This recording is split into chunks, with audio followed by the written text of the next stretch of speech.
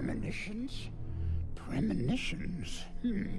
Star Wars Celebration Japan is coming up for 2025. It's very exciting. I'm lucky enough to be going all the way to Japan to attend, which I'm very much looking forward to. Going to Celebration is a bit of a bucket list thing for me, for sure. But, you know, it's Star Wars, it's Celebration. That means there's going to be a lot of fun. There's going to be a lot of hanging out, learning stuff about Star Wars, talking about Star Wars, all that good stuff. But it, of course, always means that there's going to be announcements. And, you know, I always have a lot of thoughts in that department, especially this year. I've been putting a lot of extra thought into it, thinking about what we might see, what might be announced, all the possibilities. This is just stuff I think about in general, just walking about daily life, when I'm driving places, whatever it is, just me existing.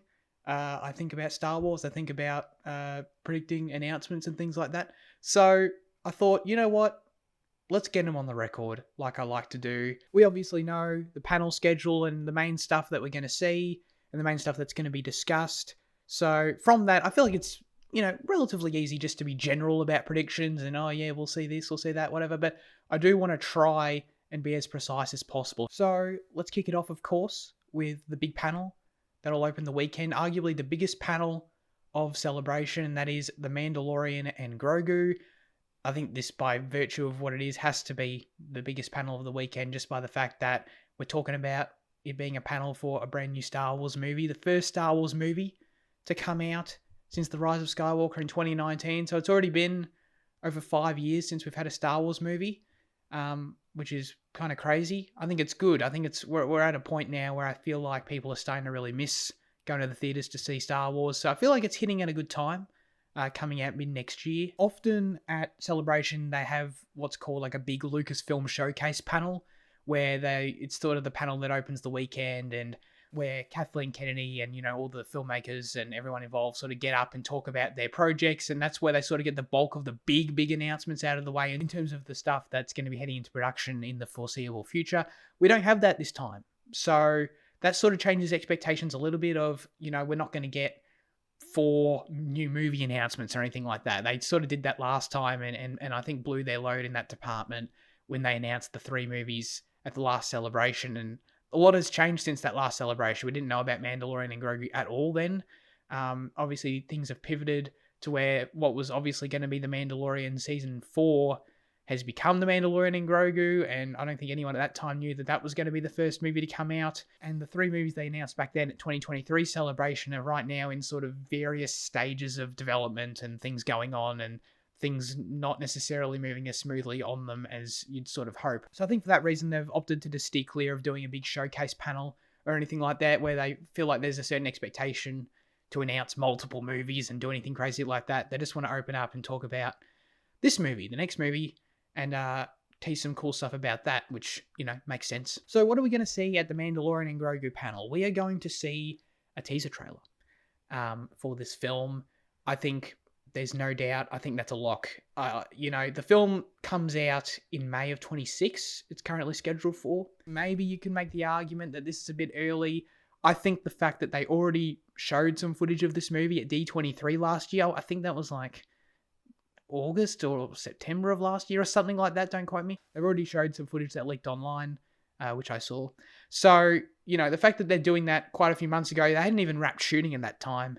They've since wrapped shooting quite a few months ago now. So I think a teaser trailer is definitely a lock. I think the biggest question to be asking about this teaser trailer is more actually if it'll be released publicly or not. In recent years, the stuff that they show and announce at these panels doesn't get released publicly, unless, of course, you head to the Star Wars Leaks subreddit and watch it on iPhone camera footage 10 minutes after it happens, which I usually do, but I won't have to this year, though. So will they do the same here for this Mandalorian and Grogu teaser trailer? If they were to release it publicly, it means that it would be releasing over 12 months before the film comes out, which, you know, you could say is a bit early if they want to start the marketing cycle a bit further down the road. I think that's a fair argument, and I could go either way on this, but I am going to lock in the prediction that whatever teaser trailer they show here, it'll probably be, I don't know, let's call it slightly under 2 minutes long, and it's going to be released publicly. I'm only going in this direction because they already showed that footage like 5 months ago or so that was behind closed doors and leaked and stuff. I don't know. I don't really see why they would do that again. I think it makes all the sense in the world. They're going to have something new to show. Obviously, they've wrapped shooting. They're in the depths of post-production right now. And I don't know if it makes much sense to now have this happen a second time, where they show footage of this movie again and it leaks again, because it's obviously going to leak. So I don't know. I feel like it just makes more sense to just put it out there publicly. Not the longest trailer in the world, but let the world see it. What is this trailer going to show? Well, it's going to show, some cool action-y looking Star Wars-y stuff. The last leaked footage had Mando riding an AT-RT and taking on some AT-STs in like a snow environment. So that looked kind of cool. We might see a bit more of that. The last teaser also had Zeb in it, who of course appeared in The Mandalorian Season 3. He was back. He was in like a cockpit talking to Mando. For those who didn't see the leaked teaser from a few months ago and who don't know about it, seeing Zeb from Star Wars Rebels here in this teaser trailer at Celebration will definitely get a lot of people excited. A lot of people in the room who may not know about that will definitely get pumped about it. So that's an easy win. Other than that, I think the trailer will mainly just rely on having some cool visuals, some cool, action set pieces, that kind of thing. I will say, though, regarding this movie, it has been reported that Embo is going to be in it. The beloved bounty hunter Embo from Star Wars The Clone Wars, voiced by Dave Filoni. Who's like, he appears in a handful of episodes of The Clone Wars. He's a really cool looking character. He doesn't really do much or say much, but he's just a cool looking character. It's been reported he's going to be in this movie. I believe it, and I think this trailer will confirm that. We'll see Embo in it in live action for the first time, and I hope he has a sick wolf dog, because his wolf companion always looked dope. I can't remember its name off the top of my head, but Embo will be there with his wolf dog, and everyone in the room will be pumped about that. So they'll show that teaser trailer. This panel is going to be an hour long, though, so, they can't just show that and then walk off stage. John and Dave will be up there, having some banter about the film, which will be fun, I guess. But in terms of other announcements about this film, I think we're going to get cast confirmed, which right now we have basically nothing confirmed officially, but we do have reports. Those reports are that, of course, Sigourney Weaver's going to be in this movie, and famously, or infamously, Jeremy Allen White has been reported to be in this movie as Rodder the Hutt, which is still a piece of news that astonishes me and makes me laugh. But Sigourney Weaver, that's going to be confirmed, as is Jeremy Allen White. That's going to be confirmed. I don't think they're going to specify that he's going to be playing Rodder the Hutt yet. I don't know. Maybe they will, and they'll poke fun of it and, tease that as being this fun thing. I don't know. Maybe. I feel like it's safer to say that they're just going to confirm cast. They're going to confirm those two names, but not necessarily give them roles. With that, I think they'll confirm other cast members. They'll, of course, confirm Pedro and some returning characters from the Mandoverse. And with that, I think there'll be some standard ones we expect. I, wouldn't be surprised at all if Katie Sackhoff is back as Bo-Katan, that kind of thing. But I'm just going to... This isn't a wild prediction by any means, but I do just want to throw out there that I think Tamura Morrison will be confirmed to be in this movie at this panel. There has been no word really on when he's going to show up as Boba Fett next after the ending of the Book of Boba Fett. There was kind of some weird stuff going on there for a minute where it felt like he was sort of being, shafted by Lucasfilm or something, or like, I don't know, he made some comments that was like he didn't know when he was going to appear next. I don't know if he was throwing that out there to try and mislead us, or I don't know what was going on there, but it has been quite a few years now. So Tamura Morrison, I'm sorry, Jaden, but Tamura Morrison is going to be in The Mandalorian and Grogu as confirmed at this panel. All right, Mandalorian and Grogu panel done, right? No, you're wrong. This panel, they're going to do everything I just said. It's going to be fun. It's going to be like, oh, wow, get excited for the next Star Wars movie. But plot twist, ladies and gentlemen, you know what I just said earlier about, no Lucasfilm Showcase panel, no getting up and announcing a ton of new movies. They're not going to do that, obviously. There's no panel like that. They're not going to announce a ton of new movies. But there is going to be a surprise at the end of the Mandalorian and Grogu panel, because Kathleen Kennedy will make her presence known. She will come out to a chorus of cheers. It'll be like, oh, no one expected you here. It's a nice surprise to see you. Kathleen, what have you got to say? And she'll, thank us all for being there and all that kind of crap. But this will be the surprise announcement at the end of the Mandalorian and Grogu panels. A bit of a bonus here is that we will get official word on Shawn Levy's Star Wars movie, which has been reported and confirmed by Kathleen Kennedy in her interview last month with Deadline. She will talk about this movie. We know it's going to be the next Star Wars movie to enter full production later in the year. So that's why I think it makes all the sense in the world to make sure you talk about it here. It's going to be going into production. We're going to find out details about it by then, obviously. So we're here at Celebration. We're in Japan. This movie's clearly developing quite well and moving along. So let's talk about it. I think that makes all the sense in the world. So Kathleen will come out, talk about the movie, Sean Levy directing, and guess what? Here he is. Sean Levy comes out. As I'm saying this out loud, I feel like I'm being a bit ambitious here. I don't know. But anyway, this is my prediction, all right? Sean Levy then comes out. He's a surprise. Wow. Unbelievable. Sean Levy talks about his Star Wars movie. He talks about, not a lot, this is very much just an end of the panel thing, like give it maybe 5 or 10 minutes at the end. He talks about what we know the movie already is, which is a standalone Star Wars movie set 5 years after the rise of Skywalker. Again, Kathleen Kennedy already talked about that in the Deadline article, so that's confirmed. It's going to be all new characters. You know, he'll say some things to get us excited about it, some intriguing things to get us thinking, but he's going to drop a bombshell before he goes. This is the final bombshell of the panel, ladies and gentlemen. He will confirm that Ryan Gosling is the lead of his Star Wars movie. This is something else that's been reported as being in the works. I don't know. Look, it's not a lock. I think that movie is going to have Ryan Gosling as its lead. Obviously, this whole scenario I've laid out here of Sean Levy coming out and confirming it on stage as the last big bombshell, you know, that's me going a bit crazy. But hey, I'm locking in predictions here. That's my prediction. Ryan Gosling will be confirmed. He will not be there, just to be clear. I'm not predicting that then Kathleen Kennedy is going to surprise everyone by bringing out Sean Levy, who brings out Ryan Gosling. I'm not saying that. But Ryan Gosling will be confirmed to be the lead of the movie, which will be the last big thing from that panel. As I said, I feel like it makes sense to talk about this movie since we know it's heading into production soon. And you can do that and have it be really exciting and, you know, not necessarily focus on the other 3 movies you already announced a couple of years ago. So usually what happens after the first big panel at Celebration, usually like then the executives like Dave and John and Kathleen will then like walk off stage and they'll go to some sort of like press red carpet sort of area and then chat to the news outlets about what they announced. And that's usually where like the journalists are there waiting and they'll usually ask a couple of questions to each of them. And they usually then ask Kathleen, like, you know, what's going on with this other project you announced X and Y years ago or whatever. And in this section is the only news we're going to get over the weekend about the other movies. They're not going to be brought up at any panels or anything like that. But it'll come out online that Kathleen Kennedy gave us some brief updates on these other movies. She'll say that James Mangold's Dawn of the Jedi movie is coming along. He's working on the script. And that's basically going to be the next movie that enters production after Sean Levy. So I expect that to start shooting in 2026. I don't know if she'll say all that, but she'll indicate it's coming along well. And in terms of the Rey movie, I don't think we'll get any super clear information on that, any timelines or anything, because I do think this is still going to be a few years out.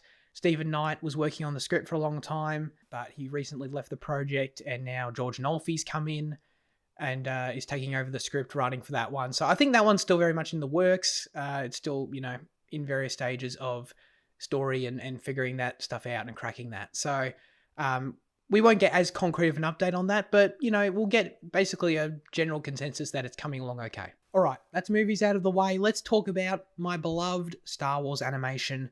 There is a 20th anniversary of Lucasfilm Animation panel happening on the Friday.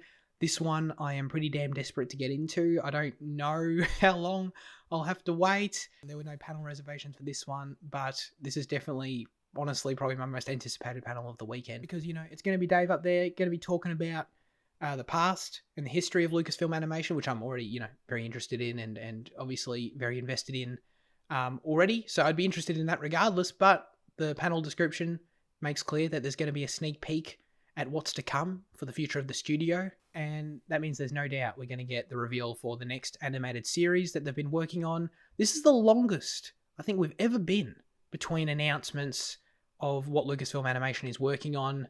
And yeah, just having no clue what they're doing now since the Bad Batch ended last May.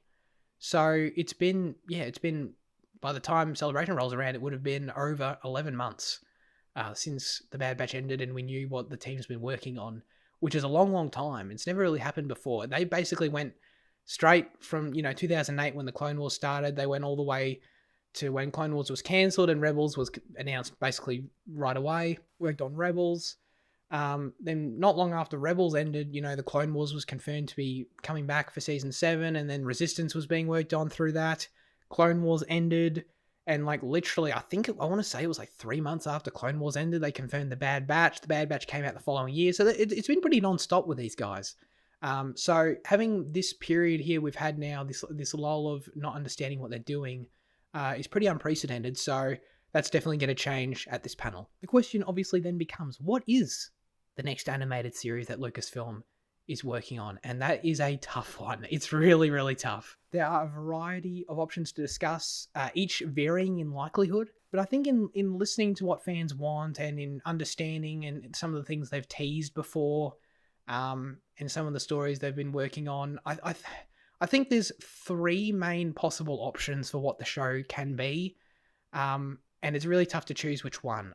So first of all, I think the most obvious in likelihood for what the series is a Bad Batch successor show, which focuses on the path and the people and the Jedi and the Force users and everyone involved in rescuing former Jedi. A lot of the work they've been doing has sort of been pointing in this direction for a little bit now. Obviously, this sort of all started in Obi-Wan Kenobi in that show, when it sort of became a plot point. Obi-Wan went through the path there and met some of the people that were helping Jedi and that kind of thing. So the concept was introduced there, came up again in Jedi Survivor, and mainly they've just been playing with a lot of characters that just make a perfect sense in this time period to fit into a narrative like that.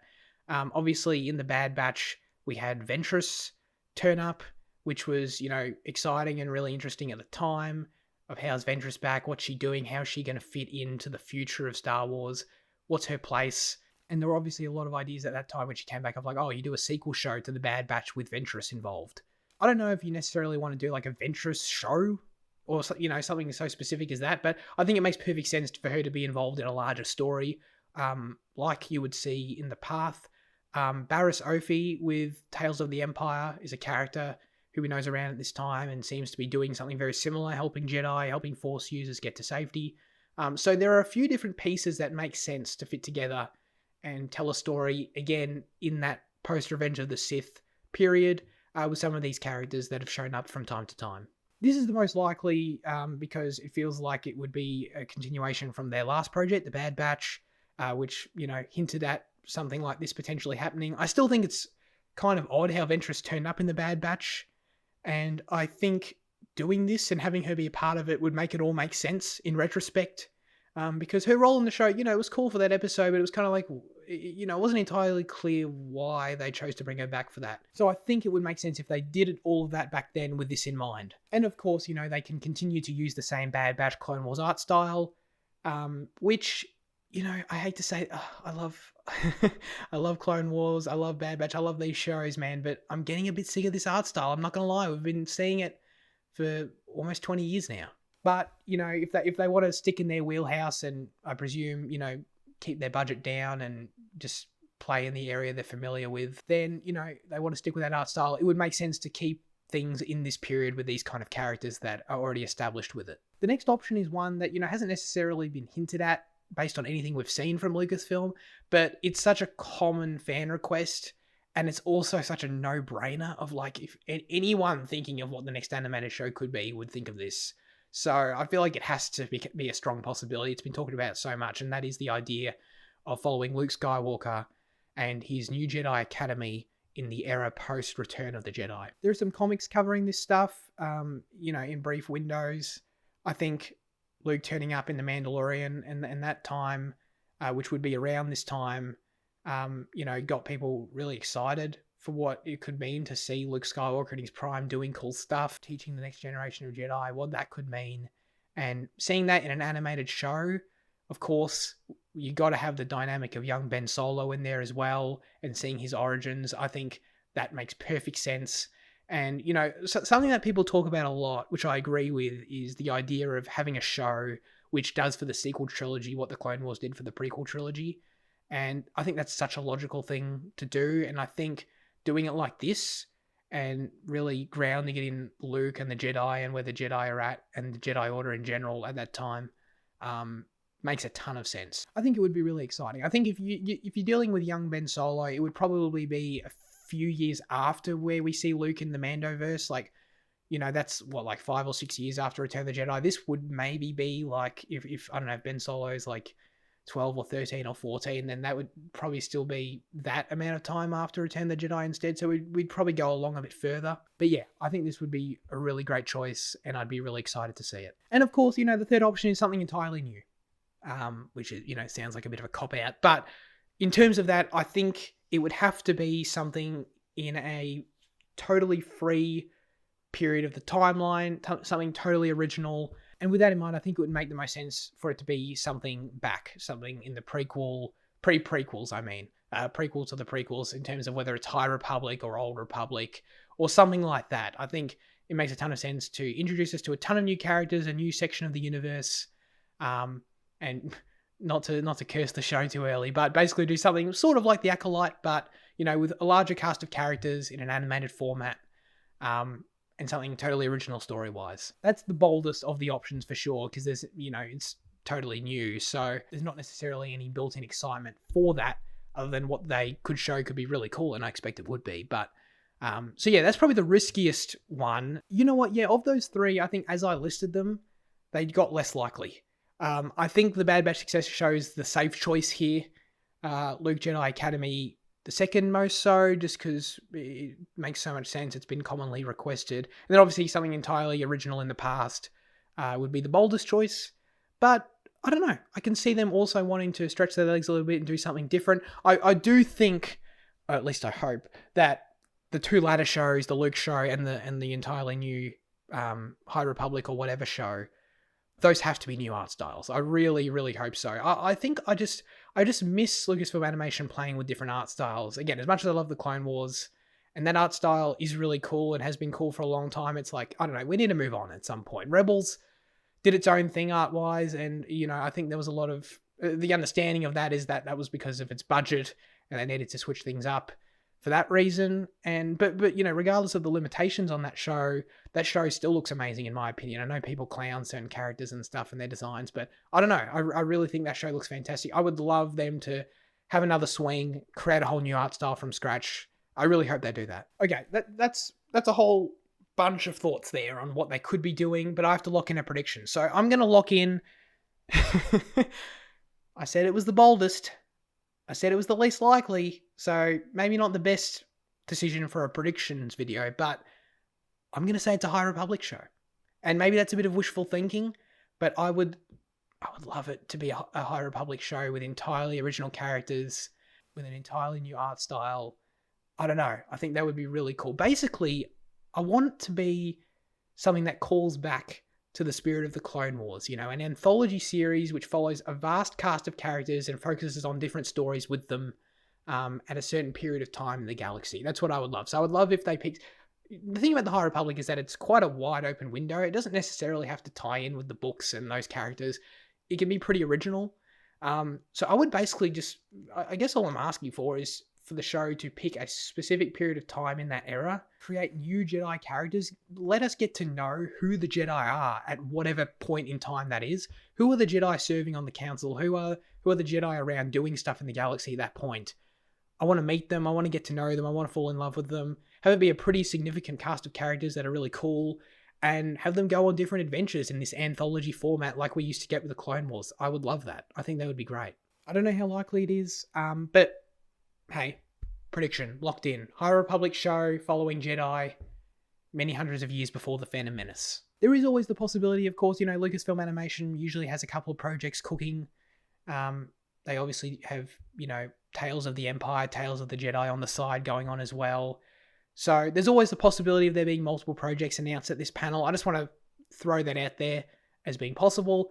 I don't predict that though. I'm going to say that they're going to focus mainly just at this panel, rather than, announcing a Tales of the Jedi Season 2 or another Tales of series, the next one. I think that's definitely going to happen at some point, but I think they're not going to announce it here, and they're just going to focus on looking back at the history of Lucasfilm Animation and then taking the time they have to look to the future on just whatever this next big series is. They're just going to focus it all on that, I think. All right, that's all the fairly wild stuff out of the way. This is going to become a little bit more straightforward. So on Saturday, we've got the Andor panel. Andor, of course, is coming out mere days after this panel. after Star Wars Celebration. So, Tony Gilroy will get up there, Diego Luna will be up there, they'll talk about it, it'll be a good time. It doesn't really make sense for there to be another trailer. They just released another trailer the other day. There's been multiple trailers already, so I don't really see what the point of that is when the show is about to come out. I expect that they'll end up playing the first 2 episodes, or maybe possibly the first 3 episodes, like the first full arc of the season. Either way, I think they'll show a couple of episodes at least to the attendees, and that'll be, the thing that's exciting about the panel, because otherwise there's not much else going on, except, oh God, I can't believe I'm going to say this.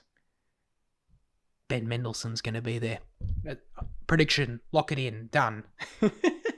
This is another slightly wishful thinking one. I really would love if Ben Mendelsohn's there. I haven't really got my hopes up for it, but he, of course, is going to be a pretty significant player in season 2. Krennic's back, which is awesome, by the way. Can't wait for that. So, I don't know. I think it'd be really cool if they surprised everyone, brought Ben out. It's definitely not out of the realm of possibility. They've done stuff like that before. It's just, will Ben make it to Japan? I've got no idea. But, hey, I'd love to see it. So, call it a fun prediction right there. Later in the day, there is an Ahsoka panel. The panel description basically says it's just going to be a look back on season 1. But no, I don't believe that. Not for a second. Not that there's going to be anything too crazy at this panel, I don't think. So season 2 is going into production in a few months. I'm sure Dave's pretty much finished writing it. So with that in mind, I'm sure we'll get some story details for season 2 teased. Probably get some concept art, things like that. I would love to see some cool ass Mortis looking concept art with like the father and those different statues we saw at the end of season 1. It was so cool. So I think we'll get some cool hints at what's to come in that realm of things. For season 2, I also think we'll get the official confirmation of Rory McCann being recast to take over the role of Baylan Skoll after Ray Stevenson unfortunately passed away, which is still such a bummer. But it's been reported that Rory's going to take over the role, I think for a couple months now. So I think that'll get confirmed at this panel. It makes all the sense in the world. And you know what? That's fairly safe stuff. They want to tease a couple things about season 2. I do think, nothing crazy. This is probably going to be like the tamest of the big panels, but I do think we'll get something of footage shown. They haven't started shooting, so it does sound kind of insane for me to say that there's, going to be footage. But I think there's going to be some footage. I think there's going to be some sort of vibe, sort of very brief teaser for the season, maybe intercutting footage from season 1 with some narration or something like that. I think there'll be some very brief new footage. Because I do think that there's a strong possibility that Dave's already shot some very early footage with Rory McCann maybe as Baylan Skoll. Maybe they did it as part of their screen tests or something. I think there's going to be something very brief to show, to give us a bit of a vibe for what's to come in season 2, but nothing too crazy. All right, then on the Sunday, rounding out TV shows here, we got the Visions Volume 3 panel. I think at this panel, we're going to get confirmations of Visions Volume 3 having, for the first time in the series, sequels to previous shorts. I think this has been talked about quite a bit and speculated upon. I think it's happening. I think it was the voice actor for the Ronin, the Sith guy for the first episode in Volume 1. I think he's already talked about that. He's already indicated he's coming back. So I think he sort of let the cat out of the bag there. So I think there's going to be a sequel to his short. They wrote there was a separate novel about that character too, so they clearly like that character. So I think he's coming back in Volume 3 in a separate short, made by the same studio who made the first one. And that's not all. I think there will also be a sequel to one other short, not just that one. If I were to guess, I'm going to predict that that sequel is going to be to the Ninth Jedi short from Volume 1 again. I think these are all Volume 1 sequels because Volume 3 is going back to being all anime with a lot of these same studios coming back. So it makes all the sense to go back to Volume 1 and those stories. And I think the Ninth Jedi will be it because I think that was definitely one of the fan favorite ones. I think overall it was probably the most well-regarded consensus-wise. Really cool story and one that makes perfect sense to have a follow-up. And that studio that made the Ninth Jedi is returning for Volume 3. I think all the stars align there to get a sequel to that one as well. Other than that, I think the rest will be original shorts. I think one of those shorts will be shown to attendees of the panel. I don't think it'll be one of the sequel ones. I think we'll get one of the new original shorts will be shown to the panel there. And the rest of Volume 3 will be confirmed to have a May 4th release date. All right, quickly on video games. I love a good Star Wars Celebration video game reveal, and we're getting one with Bit Reactor, the brand new developer. This is their first game. They're going to be unveiling their new Star Wars game. We already know it's been described as a turn-based tactical game, very similar to XCOM, because the team at Bit Reactor was formed by ex-employees and ex-team members who worked at Firaxis, which is the studio that made XCOM. So this has basically been described as Star Wars XCOM. So that's cool. I feel a bit disingenuous predicting stuff about this game and this panel because there's already been a fair amount of leaks and screenshots come out. So we sort of have got a pretty decent idea of what the game is and looks like, and I've seen those screenshots. I'm not going to show them or anything, but you can find them if you so wish. And it's basically, it's Star Wars XCOM. The screenshots seem to show it looks pretty cool, to be honest. It seems to show basically Bo-Katan and Paz Vizsla, so Mandalorian characters, seemingly teaming up with Jedi and facing off against clone troopers in the turn-based combat. So that, to me, pretty much indicates that this has to be, obviously for there to be clone troopers around, has to be close to the Clone Wars, but the fact that Jedi and Mandalorians seem to be fighting clone troopers indicates this has to be post-Order 66, and this game's probably going to be set basically in a very similar time period to the Bad Batch by the looks of it, but we're going to get some stuff with Bo-Katan and some Mandalorian characters, which is interesting. I must say, I am particularly interested in this because the narrative director, Aaron Quinteris, I don't know how to say his last name, sorry Aaron, but he's the narrative director on Star Wars Jedi Fallen Order and Star Wars Jedi Survivor. Both games have really great stories and really great production values. Those are really significant Star Wars stories. So, I don't necessarily want to set expectations, but I think, him being involved on this level for that game gives it a lot of potential to be potentially really interesting and really cool. And something that, even though I'm not a big tactical game guy, I've never played XCOM, him being involved and it seeming like a pretty cool Star Wars story definitely makes me want to play it and check it out. So not a ton to actually predict there, sorry, but I will predict that the game will be announced. We'll get obviously the trailer and all that kind of stuff. It'll look neat, and it will get a November release date. All right, and to wrap this up, let's quickly talk about publishing in terms of the future of Star Wars novels. There's a panel for this, as there usually is, which is exciting. They're obviously going to talk about the end of the High Republic. We obviously know that's coming up in, I think, June or July, the final book in that initiative that's been going on since 2021 is going to wrap up. So I'm sure they'll talk about that. The thing is, I would actually be interested in going to this panel and hearing about the novel announcements and things like that because, I like Star Wars books, so sounds kind of exciting. But I feel like I'm going to go and they're just probably I'm not caught up on the High Republic, is what I should say. I've only read Phase 1. So I feel like I'm going to go and just end up getting spoiled of stuff that's going on in the High Republic because all the authors are going to be there talking about it and stuff. So I probably want to avoid that, actually. But yeah, so the High Republic's ending soon. They'll talk about that, I'm sure. I think there will be at least a couple of new novel announcements. I don't think there's going to be any major initiative announced. The High Republic was announced back in 2020, I think it was. Maybe even 2019. But it was announced, as the next big publishing initiative from Lucasfilm, and it was called Project Luminous at the time, and it was going to be this big multi-year thing, collaboration project spanning all the story and the authors and everything. And they announced that at the time as the next big thing. And now that's wrapping up, I think it makes sense that they're going to do something else, another initiative like it.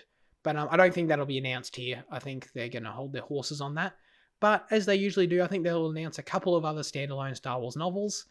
What those will be, I think it's fair to say there'll probably be some details on the next Reign of the Empire book coming along soon.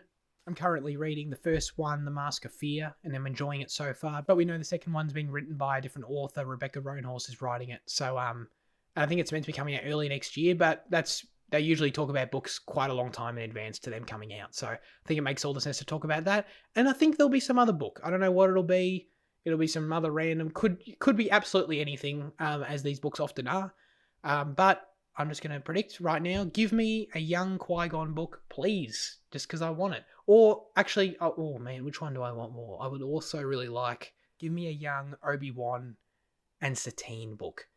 How they met, their adventures on Mandalore. Qui-Gon obviously has to be in it too, if you couldn't tell. I would love it to be that. Give me that. I'm predicting that because I want it to happen. That will be the second book that they talk about at that panel. If you're new around here, the first thing to know about me is that I love some Qui-Gon content, and I'll take anything I can get. So give me some Qui-Gon books at this panel, please. All right, that's it. Nothing else to do now but go to Celebration, find out what happens. I'm looking forward to it. Let me know what you think. Thanks for watching, and remember, always in motion is the future.